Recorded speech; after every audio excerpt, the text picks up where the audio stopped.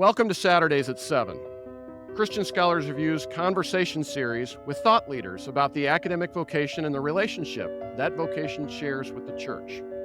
My name is Todd Ream. I have the privilege of serving as the publisher for Christian Scholars Review and as the host for Saturdays at 7. I also have the privilege of serving on the faculty and the administration at Indiana Wesleyan University. Our guest is Eric F. Spina, president of the University of Dayton. Thank you for joining us. My pleasure. Great to be here. You were appointed president at the University of Dayton on July 1, 2016, and have fostered momentum for Dayton becoming a university for the common good. When you arrived at Dayton, what needs and or opportunities compelled you to focus on such an understanding for the university and for its future moving forward? So really it was through my first year on campus and also with our alumni across the country that frame really came into focus. So at kind of the superficial level, really is what we see on campus every day with our students, is talking to alums about the lives that they led and how their education at our Catholic and Marianist University prepared them to live their life, to pursue their vocations. It became clear this notion of the common good and the way that our students, while they're on campus or alumni, contribute to that was kind of a good frame for us. Beyond that, I would say, again, coming to the University of Dayton, the degree of commitment to our local community here on campus, but also in the city of Dayton, the care for others, really became clear that also was an important piece. I think that the last element for me is that our calling, I think, across higher ed these days really should be for all of us to contribute in some way to really reducing some of the inequality in our society and in our country. We think about the common good and the focus on every person. Mm-hmm. Not the majority, but on every person. That's something that we need to do more of at the University of Dayton to make sure that we're contributing. And one of the ways we've done that, for example, is really increase our Pell eligible percentage on campus to make certain the socioeconomic diversity on campus reflects broader society and that we're contributing to reducing that inequality. Thank you. You echoed this, but was wondering if I could ask you to say a little bit more and unpack more about in what ways is such an understanding also rooted in the university's Catholic and Marianist charisms? Yeah, I think just, the charism of the Marianist is really much aligned with Catholic social teaching.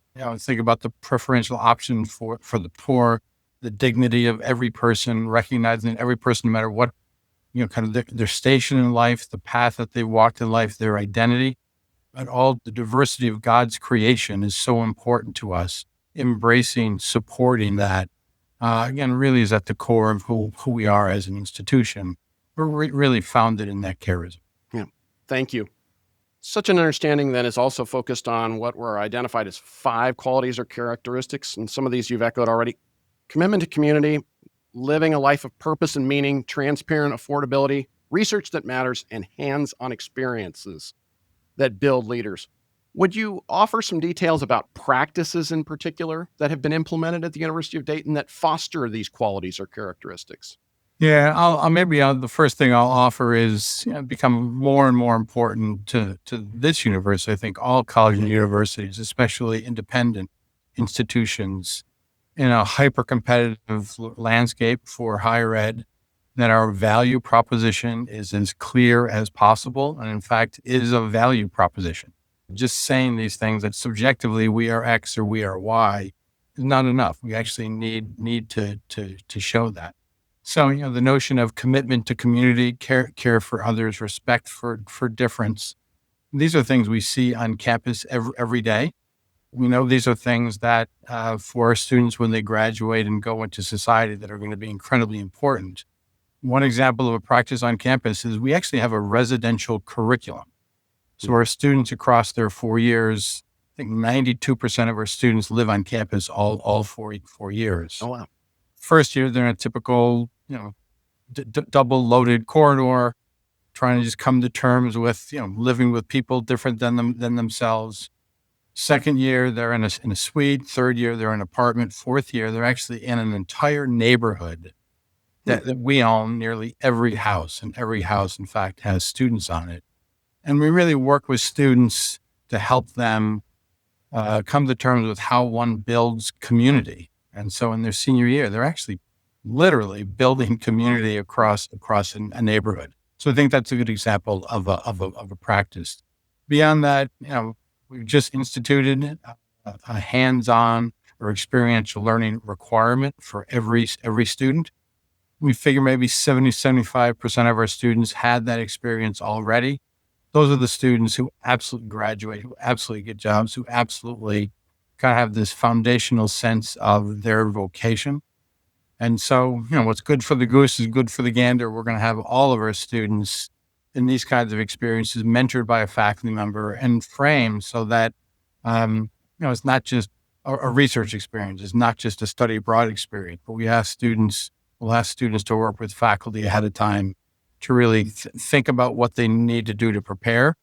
And then as they go through that experience and come out of it, do the reflection to make certain that they're actually taking those lessons of lasting value from the experience. So this is a place that's, I think, much more intentional than many universities around. These are our goals. These are our values. Let's make certain we're living into them. Yeah, thank you. That living into those values, as you echoed also earlier, is not simply limited to the experience on campus that the university seeks to foster. But in recent years, publications such as The Atlantic have focused on efforts being made in Dayton to reinvent town-gown relations, with one of the most prominent of those efforts being On Main, a 38-acre transformational development initiative and partnership between the University of Dayton and Premier Health. Would you describe the vision that led to this project? Happy to. I'll just say I recognize that for many universities, having 38 acres that's undeveloped is unheard of. So, we feel blessed in that way. Yeah, but it really begins with kind of an overall philosophy that predates me, but certainly is one of the things that attracted me here. So we are an anchor institution in the city of Dayton. As I say, the city's name is in our name. We aren't going anywhere. And in Dayton, that's a sensitive topic, right? This used to be a home of a number of Fortune 500 companies that they've all left, but we are here, we're staying here. So we're an anchor institution, a partnership university. Frankly, our survival, our ability to attract students and their families, to attract good staff and good faculty from out of town, really depends upon the quality of life here in Dayton. So I went through a tough 20, 30-year period as people disinvested from Dayton. So at one level, it's really a selfish act for us to think about how we contribute to the community, how we can move it forward. But, at the end of the day, it's my fiduciary duty to ensure our students are getting what they need, right? And it's not necessarily clear to some people that supporting the development of the city is one of those things. But this is where, I'm a believer that getting our students off campus and interacting with people different than themselves in the community, in various parts of the community, is the best way to educate students, right? Classroom and out of the classroom in the community is really key. So this notion of community engagement is at the center of the way that I the UD has always been, but it's certainly been the way that I've led. So we've looked for those opportunities in the community that benefit our students and benefit the community. So we're now downtown in a major development called the Arcade Innovation Hub. We have 100,000 square feet. Many of our business students are taught down there. We also have a number of entrepreneurs who are starting businesses. That was really the first kind of off-campus thing that we did. It's a mile and a half away, but just getting 500, 600 of our students downtown into that hub on a semester basis really been valuable for the vitality of downtown. The next thing we did kind of connected to the hub was the Greater West Dayton Incubator. West Dayton is the historically African-American part of town. Hasn't been a lot of interaction between the university and that community over time, but building on the strength of the Arcade Innovation Hub, working with a lot of leaders in greater West Dayton, we now have a footprint there, and we're working actively to support entrepreneurs from that community.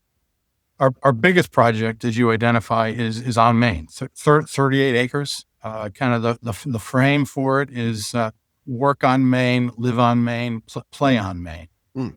And the anchors are going to be major employers. We're just about to break ground on our first building there, 120,000 square feet. Oh, wow.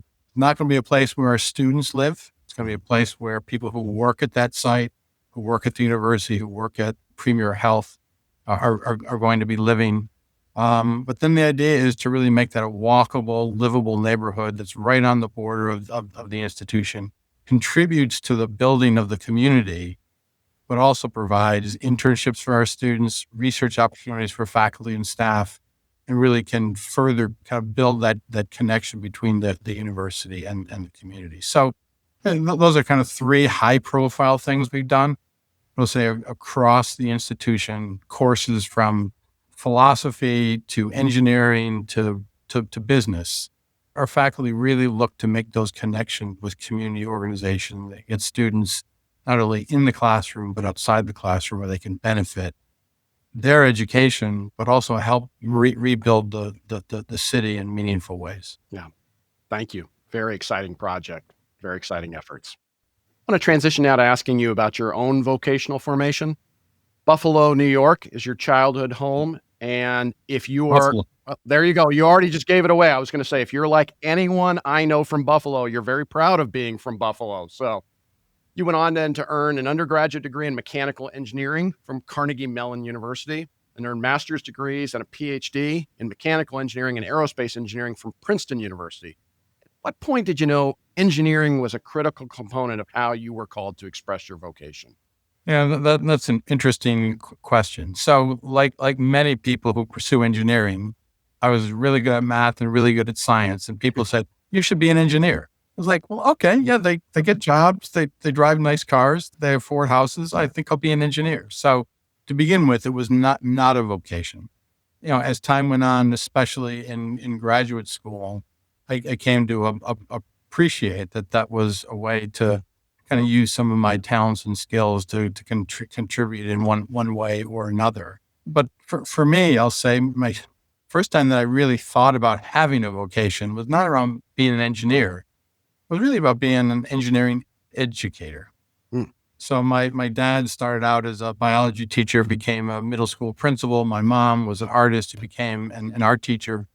Like many people in academia, I can point to teachers through my elementary school, through high school, through grad school, who really had a profound impact on me. So recognizing, especially as I was making the transition from college to grad school, that education was my calling, that the ability to sit down with somebody who was having trouble understanding something and showing them different ways to look at it, that gave me a sense of satisfaction that nothing else had. So, yeah, I'm an engineer. I often think like an engineer. I certainly use data and I use tools and so on. But I think my true vocation, my true calling has been teaching aspects, even when I'm not teaching like now. Yeah. Thank you. You mentioned mentors. Is there anyone in particular that you would name who helped cultivate that side of your vocation?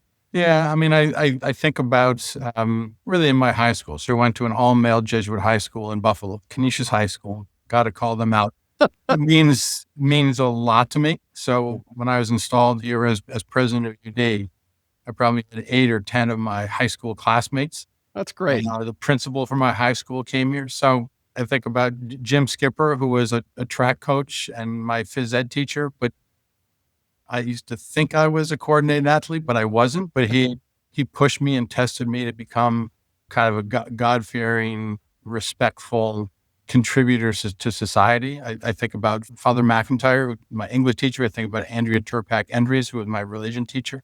So high school, I mean, really foundational for me.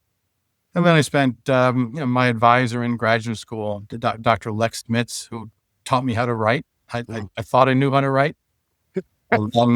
My first paper, it came back, it looked like he had bled all over it. And by the time I graduated with my PhD, I knew how to write. I knew how to write for a purpose. I could convince people with my writing. And then finally, I had a long career at Syracuse. The chancellor that I worked for as dean, and then provost, Nancy Cantor, who still is in higher ed.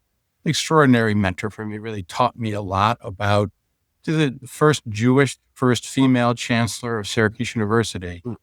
She taught me things about social justice that apply to this Catholic university that I lead that I wouldn't be able to do without her.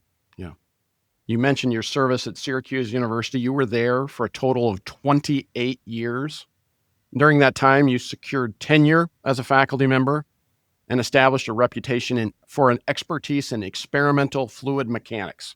For individuals unfamiliar with the subdiscipline of engineering, that would include me, would you please offer a brief overview of the scope of the interests that define that subfield? Yeah, so a couple of just quick linkages. So we talk about fluid mechanics or fluid dynamics. You can think about a fluid as a liquid or gas. My work really was in gas dynamics, specifically air, and then specifically at very, very high speed. So the work that I did was in wind tunnels that range from 3 times the speed of sound to 20 times the speed of sound. So very, very high speed where interesting things happen.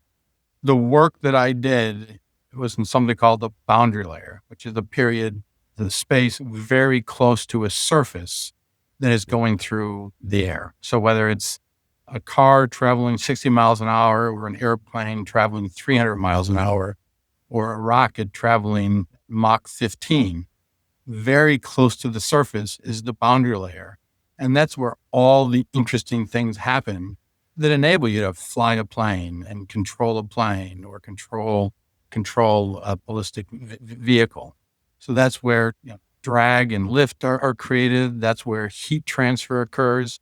In some cases, even mass transfer. So the work that I did, I used big, expensive wind tunnels, some at the places I worked, some at NASA or the Air Force, which I would take measurements very close to the surface of model geometries, very high speed, to really understand the physics of what was happening. So what happens at Mach 10 that doesn't happen at 20 miles an hour?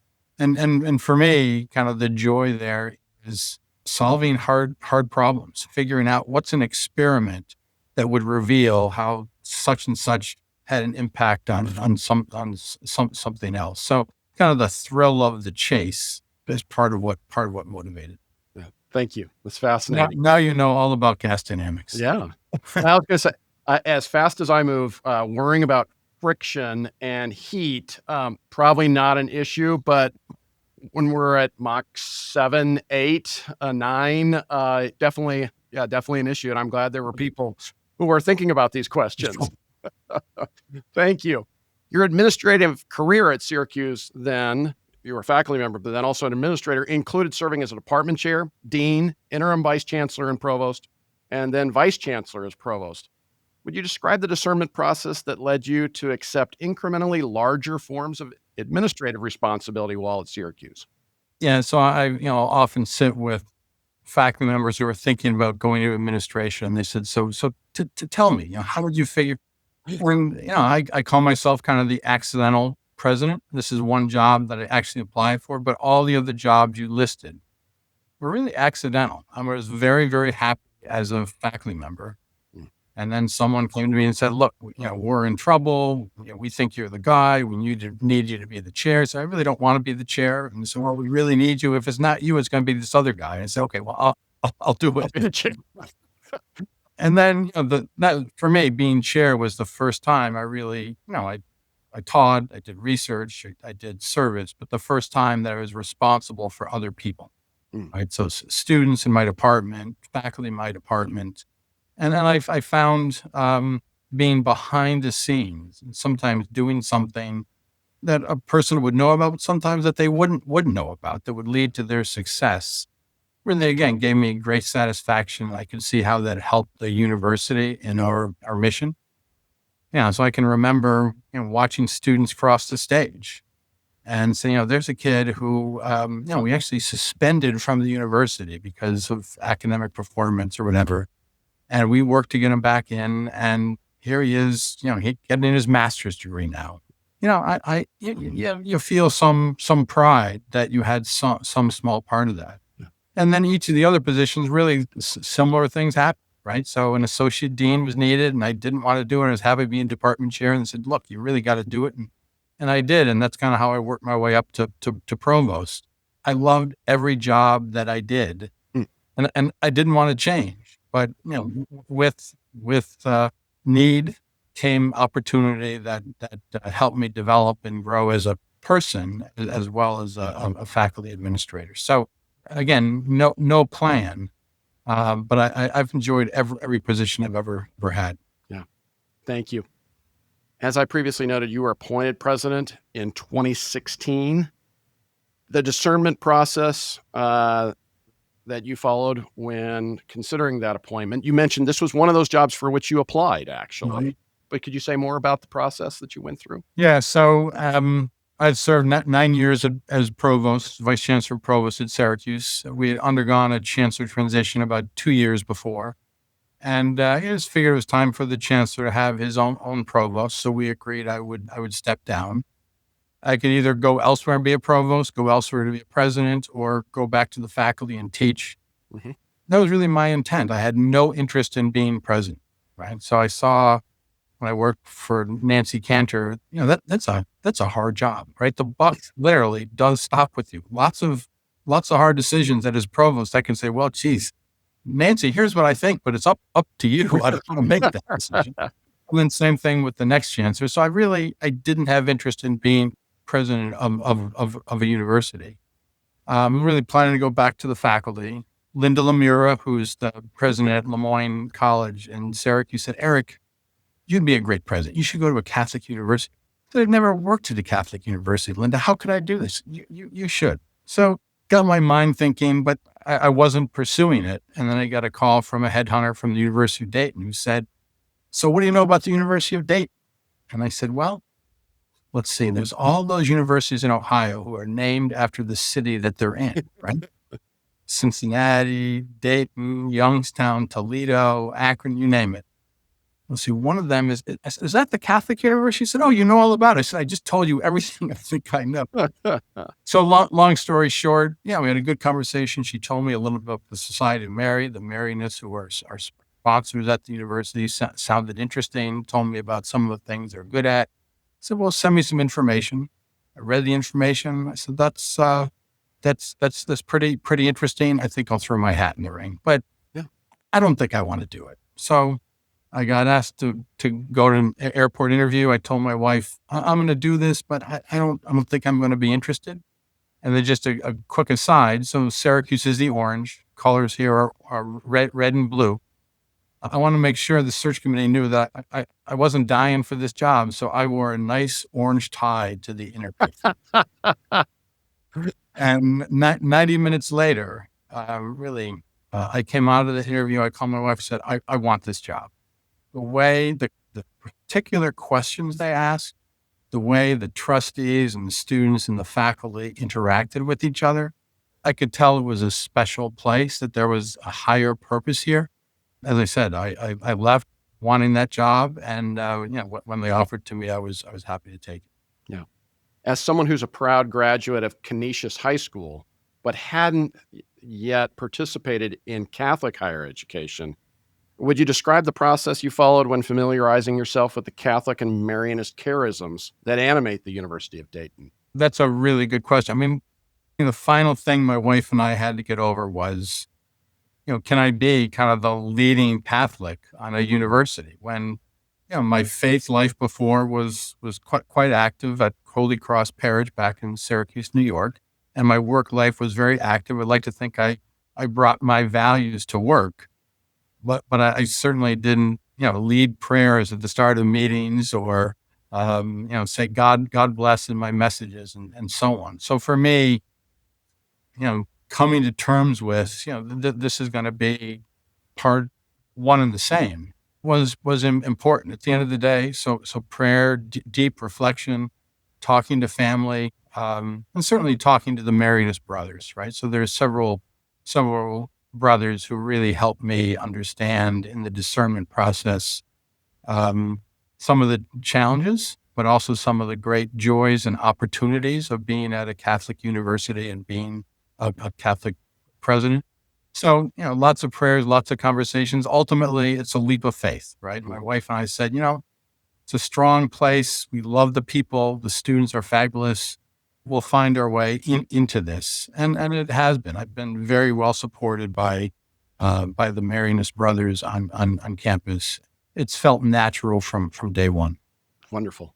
For individuals who are discerning whether they're also being called to serve as presidents, what advice would you offer them?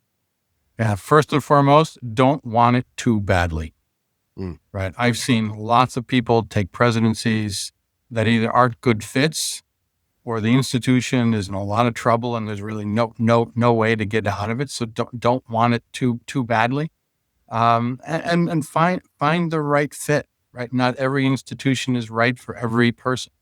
I'm not sure that being 20 years at Syracuse, I don't think I would have been the right president there.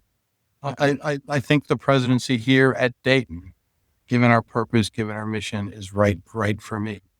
And the last advice is to talk to multiple presidents from different kinds of institutions and ask them to be honest with you. Don't sugarcoat it. What are the upsides? But then what are those challenges? Talk a little bit about the pandemic. How did they respond to the pandemic? What were the difficult calls to make? Just as examples of, this is not always an easy job. Lots and lots and lots of extraordinarily positive elements. But I think anyone who's considering needs to understand what's hard. Yeah. Thank you. Through summer 2025, the University of Dayton participated in the We Soar campaign, which included 4 goals: investing in people, enhancing access, hands-on learning, and academic excellence and innovation. Would you describe the process that the community went through and your leadership role in how those goals were defined and, what success you're seeing from them? As I was preparing to come to Dayton and start the job in July 2016, had enough conversations on campus. University was in good shape. Nothing was on fire. Clearly work to do like every institution. But I felt I could use that first year to really listen carefully. So almost immediately, we scheduled my installation for April. Most people do it right in the fall. Yep. But I pushed it out to April. I said, look, I want to have something to say. So we spent, Vice President of Advancement, myself, the provost, spent those months in between July and April listening here on campus, listening here in the community, and going across the country. Altogether, I think we engaged in with well over 2,000, 3,000 people. Just a lot of listening. What is UD? What's at a high level? What should our 20-year future be? What are the things we're good at? What are the things we need to get better at? So we had a steering committee back home for the kind of vision for the institution. We'd come back off the road and download with the committee and have conversations. And that's really how we developed the strategic vision for the university that ultimately underpins the We Soar campaign. At the end of the day, University of Dayton is about people and the relationships between people. The primary themes of the campaign, scholarships, right? Let's make certain that no matter their zip code, right? No matter the path they've taken, no matter their family's means, if they're a good fit here, if they think they can benefit from our education, we want to find a way to get them here. So, scholarships, once they're here, let's make certain they have that really world-class experiential learning that we're known for, that will make sure that they get internships, make sure that they get permanent placements, but also allow them to explore that vocation, right? Is this really what I'm called to do? So, we already had kind of world-class experiential learning. The campaign has enabled us to expand that even more. And the final thing is, how do we best support, recruit, retain, support faculty and staff who are on the front lines mentoring students, right? Whether it's helping them get through difficult academic elements or helping them expand their horizon through experiential learning, study abroad, and so on. So really, we certainly have invested in buildings and labs and so on during the campaign, but our primary focus has been on those things that will enable us to, continue to support people, students here, make sure our faculty have kind of a life of the mind and an active life to support those students. And it's been extraordinarily successful. Our target was $400 million. About a little bit from closing away, we'll be a little bit over 450. So we're excited about that. Yeah, that's wonderful. One question I can't help but ask involves your ability to persist in the senior leadership roles to which you are appointed. 9 years as provost at Syracuse and 9 years to date now as president of the University of Dayton. A considerable amount of attention is given to the declining tenure of university presidents, right now sitting, in some estimates, at about 5.9 years. What doesn't get as much attention, though, is that one recent study put the average tenure of chief academic officers or provosts at 3 years. To what would you attribute your ability to persist as provost at Syracuse and now as president of Dayton? I think the lifespan of presidents is rapidly decreasing. I've heard numbers less than 5. But I will say a provost is the toughest job. No ifs, ands, or buts about it, right? So the buck stops with the president, but the provost is right on that front line. It is a tough job. I mean, for me at Syracuse, I worked most of my time for a chancellor who I learned a lot from, who was really transforming Syracuse, the university, and Syracuse, the city. Our vision, our goals, our values were really completely aligned. She gave me opportunities to really work across the institution, unlike many provosts. So I was involved in athletics and student life and so on. And we set some high challenges for ourselves and saw that we were making a difference. So, again, strong support from her, an opportunity to really make the institution better. It's a good motivation to hang around. Obviously, I had good people around me. Syracuse was an extraordinary university, very good to me. I think they produce wonderful graduates. At the University of Dayton, we have a higher purpose, right? We don't just tell students we're going to get you a job. We focus on holistic education, holistic outcomes. We want people to be good citizens. We want people to contribute to their communities in ways that really matter. So for me at Dayton, it's that higher purpose, the values that we have, the mission that we have. And again, just a great set of vice presidents and deans and a fabulous board of trustees. So really for me, both of these jobs have not been a drudge, despite some challenges that came along from external forces. But not once at either of these jobs I ever thought, boy, I can't wait to end this. When my time comes to end, it'll be sad because it's been extraordinary. If I may, are there any spiritual, physical, mental, and or even relational habits that you would recommend to individuals who also serve in comparable roles from which you've also benefited? Yeah, so I've been married to my wife for more than 30 years. I talk about us taking this job. I'm the one who gets paid, but she does a lot of work for the university in the community that reflects positively on me and the institution. I couldn't do this. Absolutely couldn't do this without her as a partner. We do this together. She's my greatest asset in many, many ways. And these are jobs that literally are 24/7. I try to take at least 2 weeks off in the summer and a week off between Christmas and New Year's. Other than that, we're working for the university. Now, some of the work is enjoyable, at basketball games and, Christmas on campus and so on. But it's a full-time job. I couldn't have possibly taken it without her support. So certainly, spouse, partner, just critically important. A very healthy family relationship. We have two kids who are now both away from home, but when we get together, we play games, we hike, we see movies. Those are very important. A belief in what we're doing. I couldn't imagine being in a place where you weren't 110% behind. This is the place. This is the difference that we're making. time with students. I was with students this morning for about 45 minutes, and I walked away from that engagement with the skip in my step. Right, you can just see this is why we're here. There's no doubt about it. And then kind of one more mundane thing. I try to exercise regularly, both for my back, which can be bad, but most importantly, to clear my head. Vacation's important. Around this time of year, I'm really beating on people to tell them to get out of here. Invest in your relationships, spend your time alone, whatever it is. And then a faith life. Again, I mean, I've come to Catholic education late in my life. Being a place in which faith is at the center is just makes everything easier.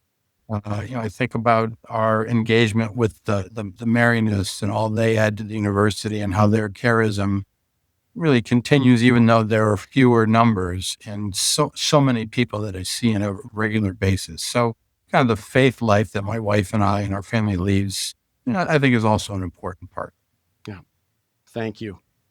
Before we close, I want to ask you some questions about the academic vocation as you understand it, drawing all the way back from your time as a faculty member, but also including, the vision that you had for those who served with you as a department chair, associate provost, and now president. But what do you define as the characteristics and or qualities of the academic vocation, especially as you nurture, say at the University of Dayton? A couple of things come to mind. One is, the student has to be at the center, right? I mean, your calling. Well, first of all, it's a calling and not a job. I had a colleague yesterday who was part of the orientation for new students, and he ended by saying, "Look, there are parts of this job that, frankly, I don't like, that they pay me for, and they better pay me for. There are parts of this job, most of the job, I do for free. Engaging with students is part of that. So come and see me when you have trouble." That's how I feel. I mean, this is, yes, I get paid, but this is for me mostly not a job. It's a joy. It's a calling. So I think that's at the center. And then in that center, you also need to put the students, right? Whether you're a research university or a liberal arts institution or undergraduate serving. Well, if commencement day is not your favorite day of the year, you're in the wrong line of work, right? Because it's about student success. It's about seeing the growth from day one to the end of year 4. So, I think those are the major things of the notion of the whole person as we think about it, Dayton and so many other places.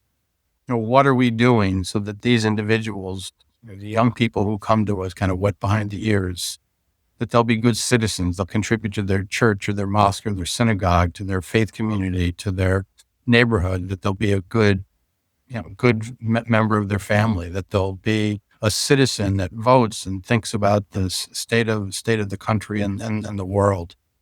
These are the things we're called to do. I've said often over the last number of years through COVID and now through this also challenging time, where else would you rather be right now in this time of challenge, this time of concern, than in education, and for me in higher education, where you are building that next generation that it is, I believe, going to make a difference, because we see them every day, and I'm ready to vote for them. Yeah, thank you. When seeking to exercise such an understanding of the academic vocation, and in particular in a side-by-side capacity there, working with students and cultivating their gifts and talents, what virtues do you believe educators need to cultivate? Selflessness, right? It can't be about you, especially if you're an administrator. That's what I tell folks. If you're doing this for the glory, your job is to get other people's names in the marquee, not yours. So selflessness, faith in the future, right? You got to believe in these students, no matter how much they might upset you by doing X or doing Y. You got to believe in them. Love for others, and then just a fundamental faith, right? That we're on this earth to do something that matters, to do something for others. Yeah. What vices do you believe then are also perhaps most important to confront? Yeah. So selfishness. So the opposite Yeah. of selflessness. That was an easy one. Yeah. But skepticism, cynicism, right? I mean, I do think in higher ed we tend to be sometimes too cynical about the world we're in or about the students that we teach. I think, especially if you're going to be an administrator, important to move out of that mindset and see the potential and the promise in each person rather than this flaw or that flaw. They're 17, 18-year-olds when they come to us. What do you expect? And then I think maybe the one other thing I say is individualism, right? So we're a university, right? We obviously lots of individuals, but we need to work collectively. Our impact in the city, our research that we do, and obviously supporting students so they can grow. You need to do that in a collaborative way, and my agenda or that person's agenda much less important than the agenda that we have for the student. Yeah. Thank you. For our last question then today, in what ways do you envision the health of the academic vocation as exercised on a church-related university campus, say such as the University of Dayton? In what ways is it reflective of the health of the relationship that the university shares with the church? Yeah, it's a good question, and one that I didn't have to think about until nine years ago. We pride ourselves here at the University of Dayton that some things we do should be of service to the Catholic Church. So we have a special ministry for Hispanic individuals in the area. We have something called the Virtual Community for Faith Formation.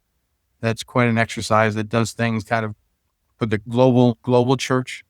I think here locally in our community, certainly the work we do in the city of Dayton, I think is work that certainly is supported by the church.